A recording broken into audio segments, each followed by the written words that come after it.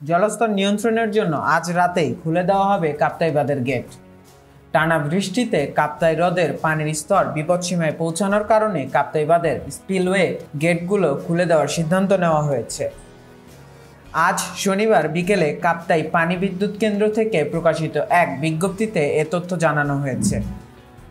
পরিস্থিতি নিয়ন্ত্রণে আনতে এবং উজান ও ভাটি অঞ্চলে বন্যা নিয়ন্ত্রণের লক্ষ্যে শনিবার রাত 10টায় স্পিলওয়ের 16টি গেটের প্রতিটি 6 ইঞ্চি করে খুলে দেওয়া হবে। এতে প্রতি সেকেন্ডে 9000 কিউবিক ফিট পানি হ্রদ থেকে নিষ্কাশিত হবে। বিজ্ঞপ্তিতে আরও বলা হয়, বর্তমানে হ্রদের পানি প্রবাহ এবং বৃষ্টিপাত নিবিড়ভাবে পর্যবেক্ষণ করা হচ্ছে।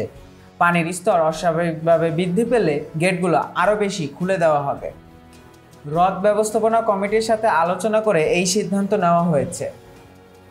কাপ্তাই পানি বিদ্যুৎ কেন্দ্রের ব্যবস্থাপক জানান, হ্রদ ব্যবস্থাপনা কমিটির সাথে আলোচনা করে এই সিদ্ধান্ত নেওয়া হয়েছে। বর্তমানে বিদ্যুৎ কেন্দ্রের 5টি ইউনিট থেকে বিদ্যুৎ উৎপাদন চলছে, যার ফলে প্রতি সেকেন্ডে 32,000 কিউবিক ফিট পানি নিষ্কাশিত হচ্ছে।